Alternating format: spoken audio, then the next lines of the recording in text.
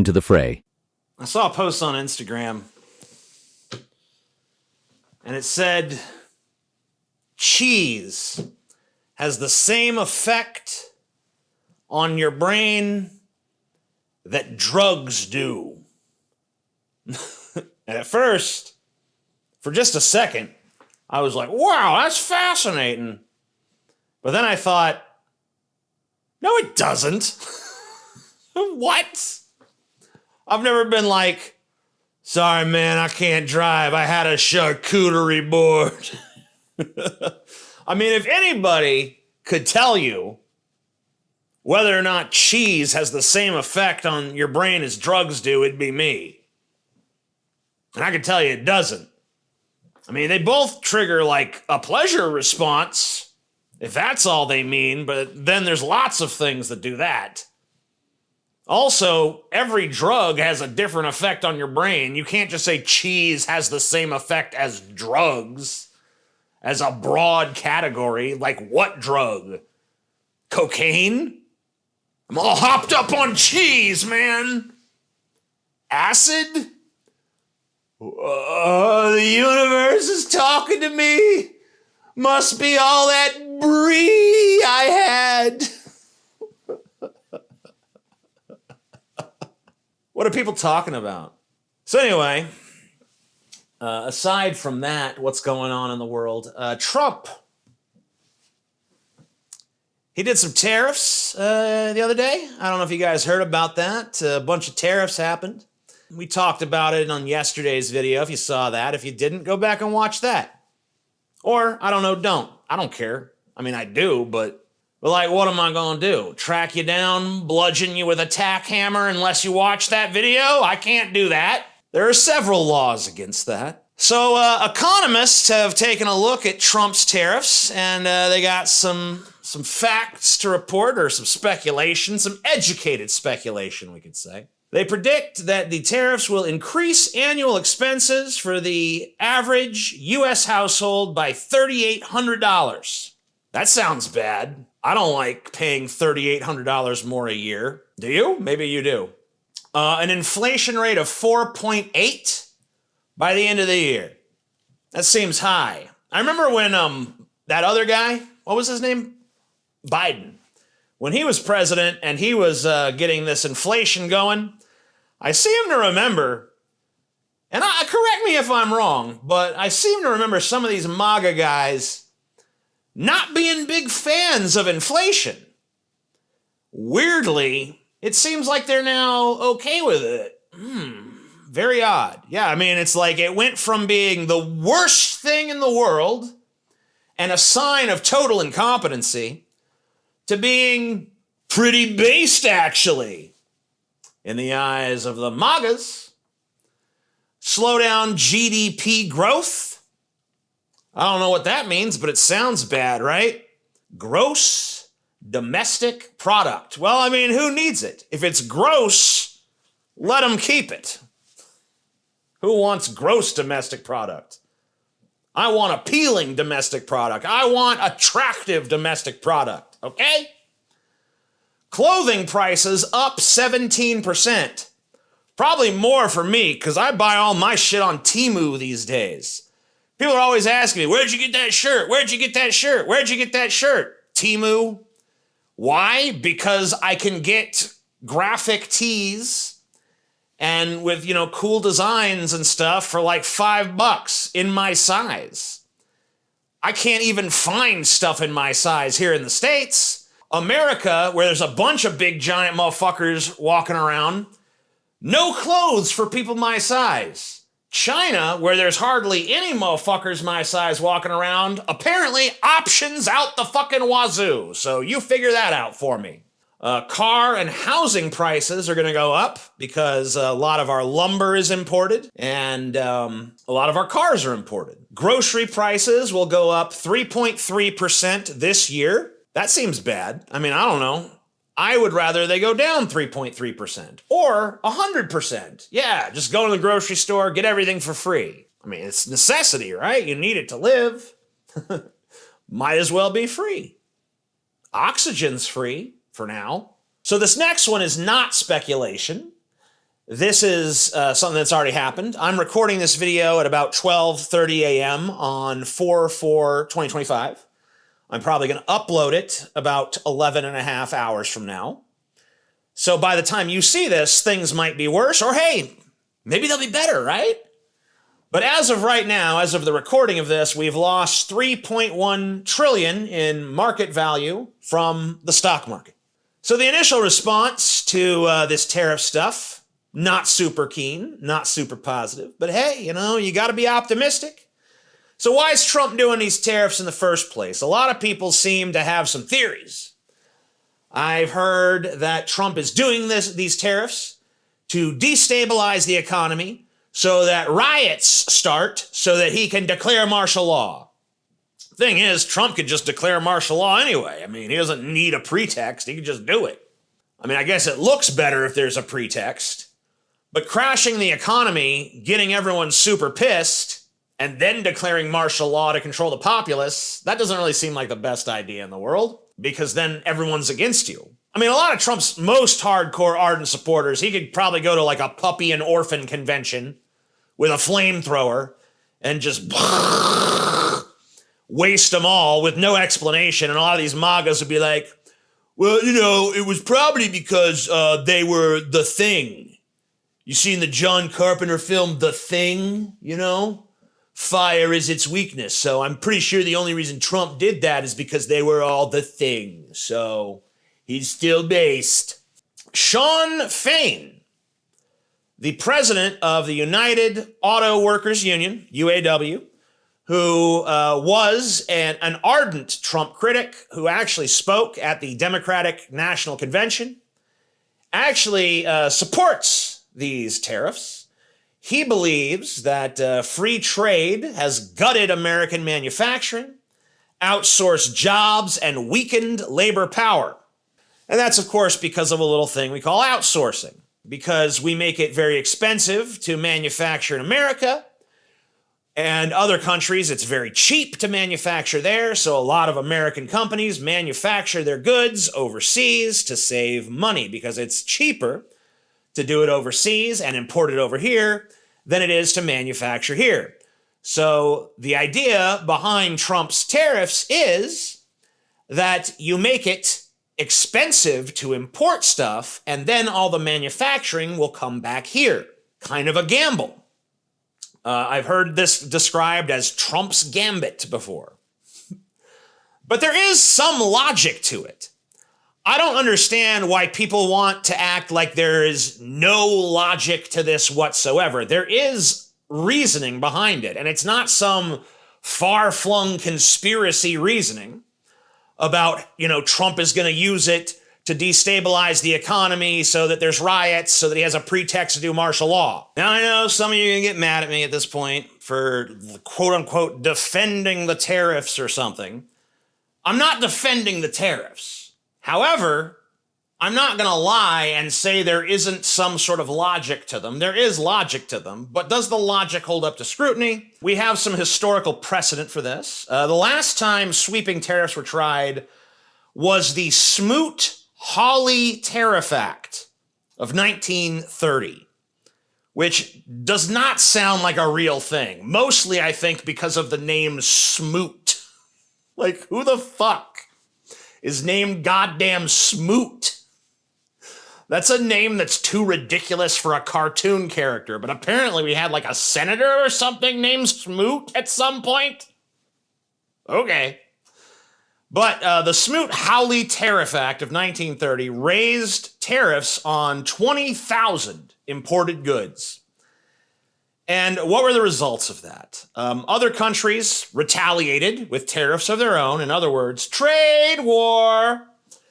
And global trade collapsed by more than 60% as a result, worsening and prolonging the Great Depression.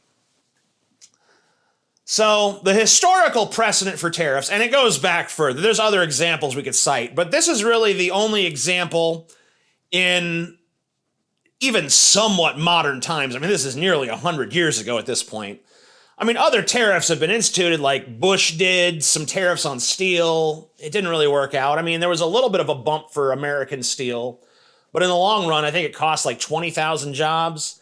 But none of those tariffs really compare to what Trump is doing because his are so sweeping, so global. So the closest thing really is this Smoot-Hawley Tariff Act of 1930. So what is the argument that this time is different? Because if you're gonna do these sweeping global tariffs, and the last time we tried to do sweeping global tariffs, it was a fucking shit show, you gotta have some kind of reasoning, right? You gotta have some kind of explanation as to how this time it's gonna be different. So what do the defenders of the tariffs say when confronted with that evidence? Well, most of them just say, fuck you, triggered lib. But like the few actual conservatives that have two brain cells to rub together, what do they say? Well, they say that this time around, there's a difference in scale and intent. Because Trump's 2025 tariffs are not just your typical protectionism in their view. They view it as sort of a global reset. They feel basically that America has been getting a raw deal. We've been getting screwed on trade for a long time. And so these tariffs are basically designed to be a shock to the global trade system that is supposed to essentially reset things and apparently give Trump a position to negotiate from. So he thinks, I will institute these ridiculous, crazy tariffs, and everyone will freak the fuck out, and then I will negotiate better trade deals for the United States of America. So that's one part of the plan. So another reason that things might be a little different this time is strategic leverage. What do I mean by that? Well, what I mean by that is that in 1930, when Smoot and Hawley were doing their thing, America was in the midst of a Great Depression, and America was not yet the global superpower that it is today. We didn't really become that until after World War II. So basically, the idea is that we are now such a big, powerful block of consumerism that corporations the world over are not going to want to lose our business. We have too much buying power for them to ignore. And so, what essentially will happen in the view of the tariff supporters is that they will, rather than give up on the US as a market, or rather than paying these ridiculous tariffs, they're going to bring manufacturing to the United States. And so this is going to be advantageous for us as a country because it's going to bring all of this economic activity back to America. I mean, it's basically a strong arm tactic. It's like, hey, you don't want to pay the tariff? You got to build your shit here. You want to sell here? Then economically, you're going to have to build here. You're going to have to manufacture here. But even though there is some logic to this stuff, there are some problems. The first, and I think the biggest problem, is that it's no logistical small feat for, tens of thousands of companies that are currently manufacturing their goods elsewhere and selling here. It's no small logistical feat for them to just move their manufacturing to the United States. And even if they do move their manufacturing in the United States, even if something is quote unquote made in the USA, that doesn't mean every single component of it was made in the USA. Those components could come from all over the world. And so, as long as there's still stuff being manufactured elsewhere, which there always will be, these tariffs are still going to drive up costs. And even if this idea does bear fruit and bring some manufacturing back to the United States of America, it's going to take a while. And in the meantime, we're being hit with all of this economic bullshit. This $3,800 increase on average per American household. And rich people and giant corporations and so on and so forth can swallow that kind of increase in cost. But who can't swallow it is most of the working class. The poor, for sure, can't swallow it. anybody who's currently living paycheck to paycheck, hand to mouth, is probably going to have to adjust to a downgrade in lifestyle.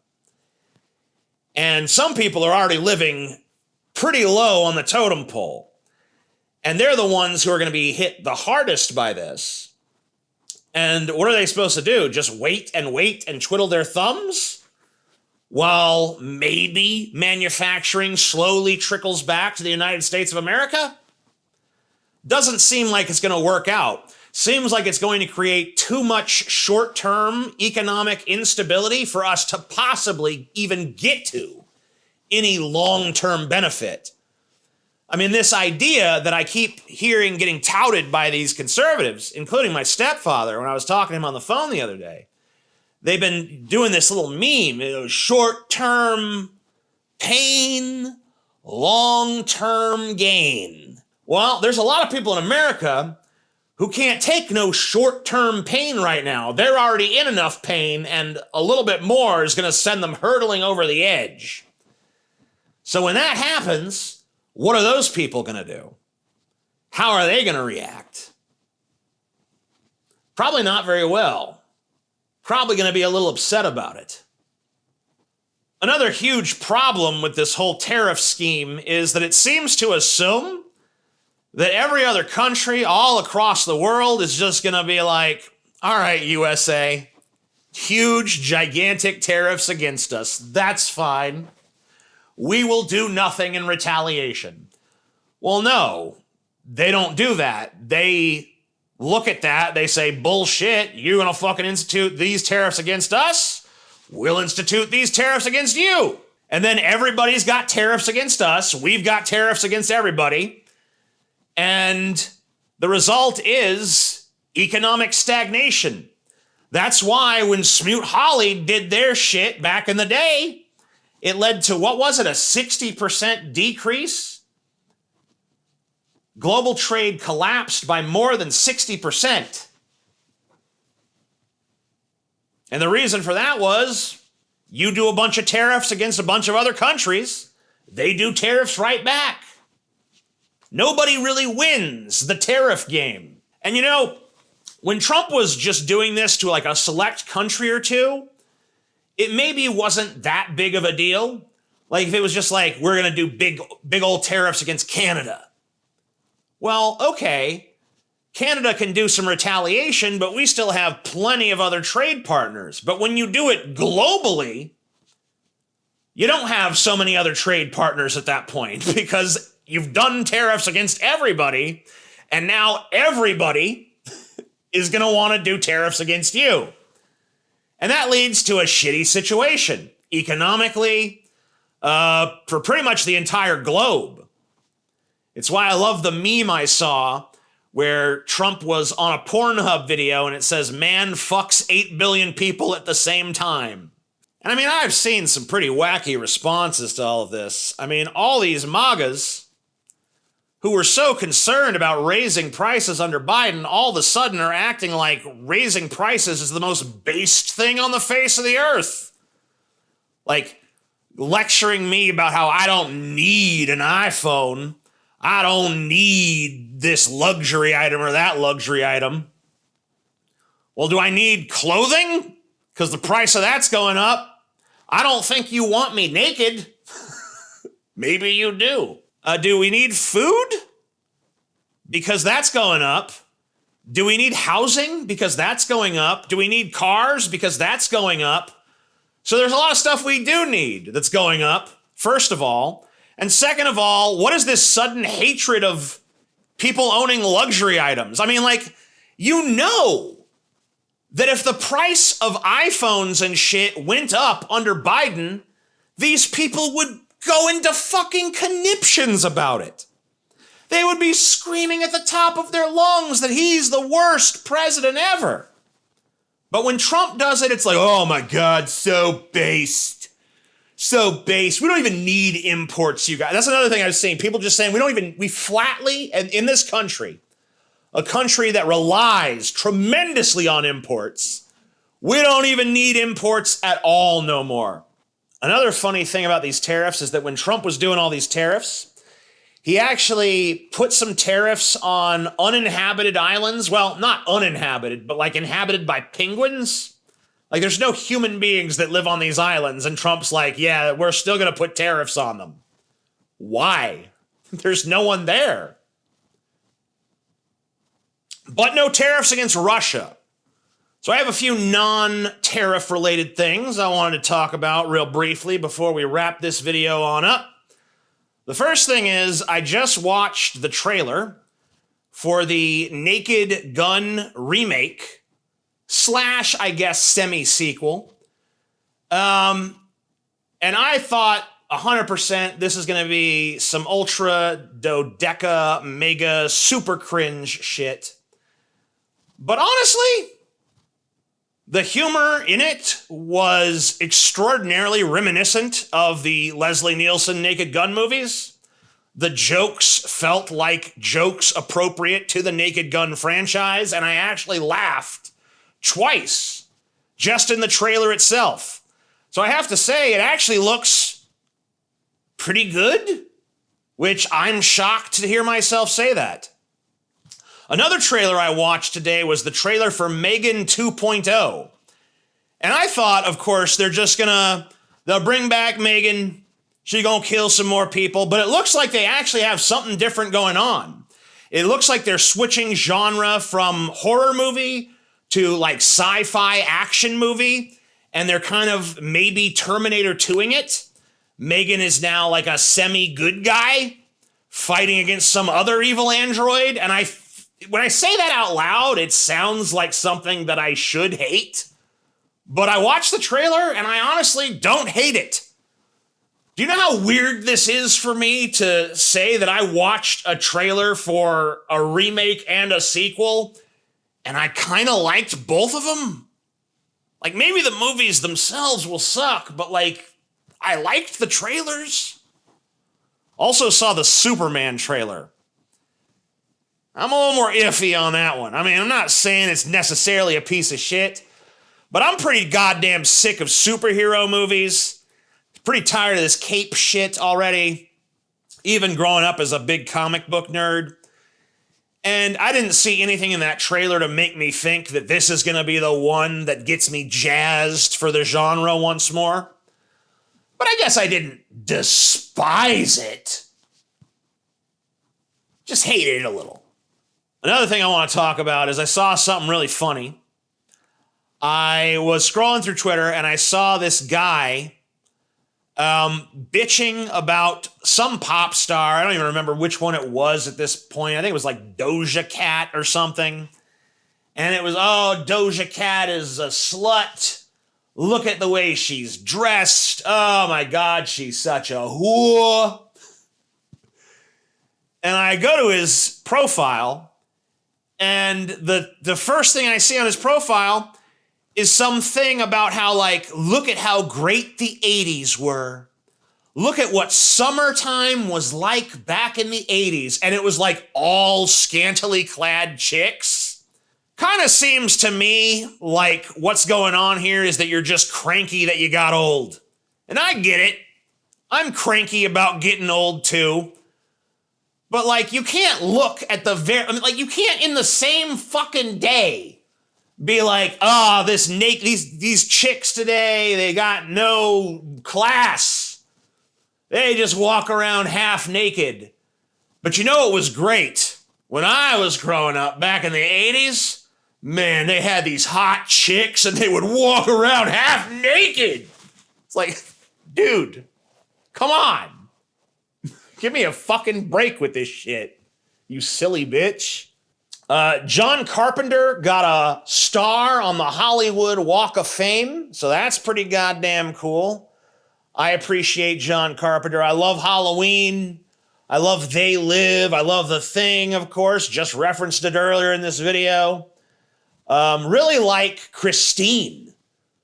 Big fucking fan of Christine, which they're remaking. I'm not too excited about that. I think Christine needs to be left alone. I don't think anyone could possibly do that better than John Carpenter did it.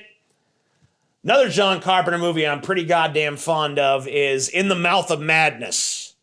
That's a fucking excellent film as well. I mean, pretty much everything John Carpenter ever did was awesome, except for Ghosts of Mars. That shit sucked. But whatever. He was old. He was decrepit. His mind was going, okay? Still makes good music, though, even as an old dude. I mentioned They Live, right? Because They Live is another fucking masterpiece. John Carpenter's brilliant. When I heard he got a star in the Hollywood Walk of Fame, I was like, he didn't already have one? That's absurd. John Carpenter should have had a star on the Hollywood Walk of Fame like the year that I was born. The fact that it took till 2025 to give this man his due and proper. I mean, do you have any, if you've ever been on the Hollywood Walk of Fame, 90% of the names on those goddamn stars you look at and you're just like, who the fuck is that? Though, fucking Dimitri Yusuf fucking has a star. Kimberly Montesquieu has a star. Who the fuck are these people? But John Carpenter, it took till 2020 goddamn 5 to get this man a star? Absurd. Speaking of absurd, the last thing I want to talk about is I saw this screenshot from a Fox News story about a girl fencer who took a knee rather than fence against a trans girl fencer. And Fox News framed the story as fencer punished for refusing to compete against trans fencer. It's like, first of all, I refuse to believe that there is any gender-based advantage or sex-based advantage in fencing. Second of all, that's not a punishment. That's called forfeiting. What was supposed to happen?